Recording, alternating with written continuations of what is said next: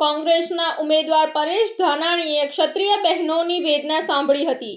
ક્ષત્રિય સમાજની બહેનોએ કહ્યું, પરેશભાઈ અમારી લડતમાં અમારી સાથે છે। જ્યારે પરેશભાઈએ ક્ષત્રિય બહેનોને કહ્યું, તમારો ભાઈ તમારી સાથે। રાજકોટના ક્ષત્રિય સમાજના બહેનોએ કહ્યું હતું કે જવતલિયા ભાઈ લડતમાં અમારી સાથે છે। આવો સાંભળીએ શું કહ્યું પરેશ ધાનાણી અને ક્ષત્રિયાણીઓએ।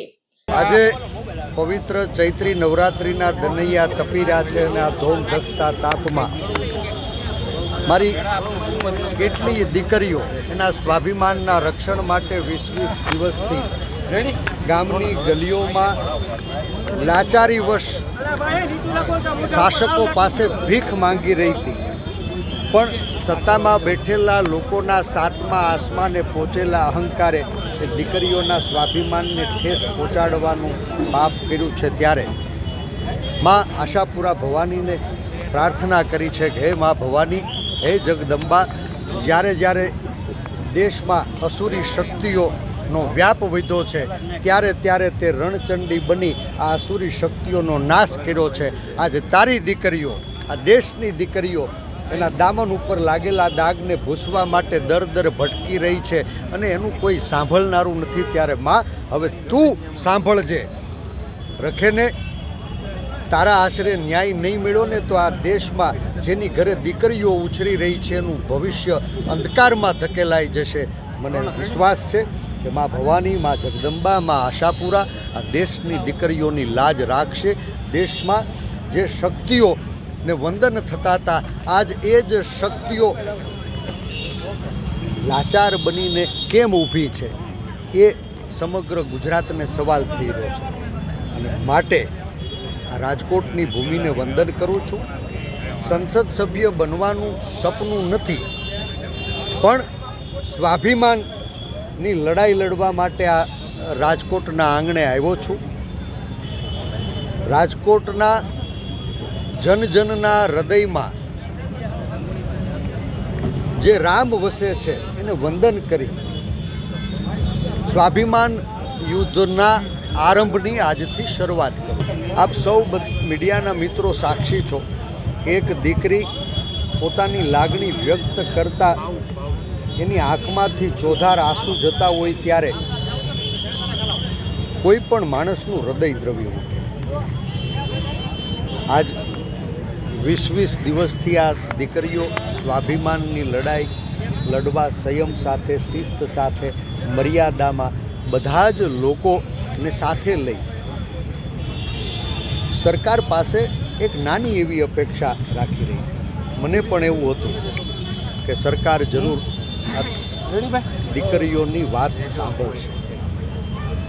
આજે એ દીકરીઓની લાગણીને ઠેસ પહોંચાડીને, એના સ્વાભિમાનને ઠેસ પહોંચાડીને ઈરાદાપૂર્વક મને લાગે છે કે દીકરીઓના દામન ઉપર દાગ લાગે એવા સવાલો મૂકીને વર્ગ વિગ્રહનું બીજ રોપવાનો જે ભારતીય જનતા પાર્ટીએ પ્રયાસ કર્યો, ત્યારે આ દેશના એક જવાબદાર નાગરિક તરીકે મારી આવતી પેઢીને ન ભોગવવું પડે, વિવિધતામાં એકતાનો ગુલદસ્તો એવા આ દેશની અંદર, ગુજરાતની અંદર 18 વર્ણ એક થઈ અને ગુજરાતની આવતીકાલને ઉજાળી બનાવવા માટેનો સંકલ્પ કરે એવી વિનંતી।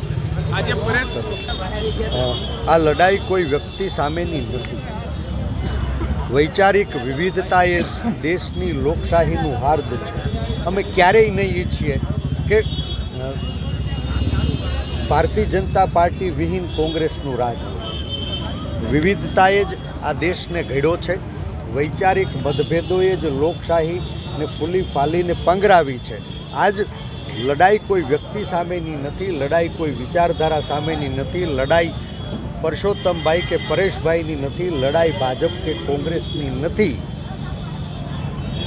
આ લડાઈ સત્તામાં બેઠેલા લોકોના અહંકારને ઓગાળવા માટેની છે, સામાન્ય માણસના સ્વાભિમાનનું રક્ષણ કરવા માટેની છે।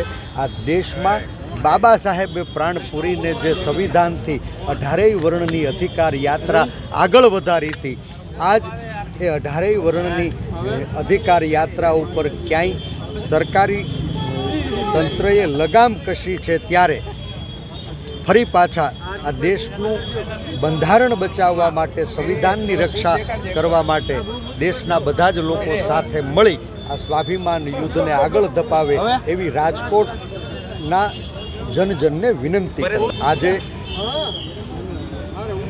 માં ખોડલના આશીર્વાદ લઈ અને આ સ્વાભિમાન યુદ્ધની શરૂઆત, એનો પાયો રાજકોટના પાદરમાં નાખ્યો છે.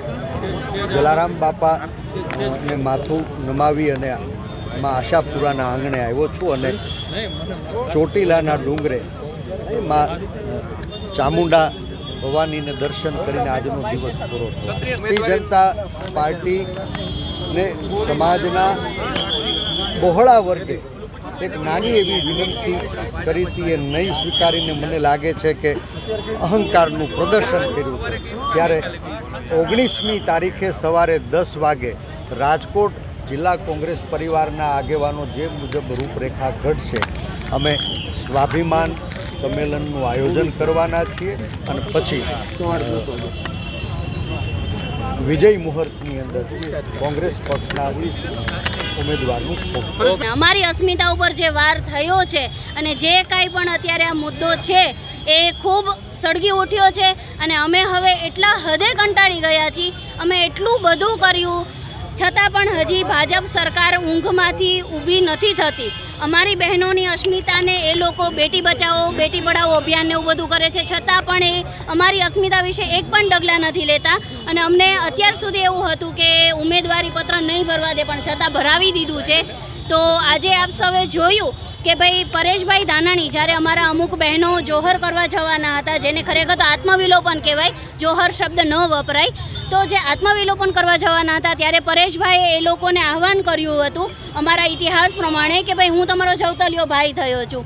તો આજે જ્યારે અમે અહીંયા દર્શન કરવા આવેલા, આજે આઠમ છે નોરતાનું, તો પરેશભાઈએ અમને એવી રીતે કીધું છે કે ભાઈ હું તમારો જવતલિયો ભાઈ થયો છું, તો તમે ચિંતા ન કરતા, હું તમારી સાથે છું. તો અત્યાર સુધી અમે તો કોઈ પક્ષ સાથે જોડાયેલા નહોતા, કોઈ પક્ષની વિરુદ્ધમાં પણ નહોતા, પણ પરેશભાઈ જ્યારે આવ્યા ને ખાલી બે હાથ જોડીને એટલું કીધું ને કે બેન અમે તમારી સાથે છીએ, અમે જેટલા પણ બહેનો હતા ને અમારી આંખમાં આંસુ આવી ગયા. કેમ કે ભાઈને જોઈને બેનની આંખમાં આંસુ ન આવે એવું બને જ નહીં. અને અમે જે રીતે અમારી લડાઈ લડી રહ્યા છીએ, અમે અંતરમનથી હવે થાકી ગયા છીએ અને ખાલી પરેશભાઈના બે શબ્દ હું તમારી સાથે છું અમને એક આશ્વાસન આપી ગયું છે કે કદાચ અમારે જો વિરુદ્ધ મતદાન કરવાનું થશે તો અમે ક્ષત્રિય સમાજ ભાજપને છોડીને કોંગ્રેસને પણ સમર્થન આપીશું. કારણ કે ભાજપ જો અમને નથી સમજતી તો હવે અમે પણ ભાજપને સમજવા નથી માંગતા.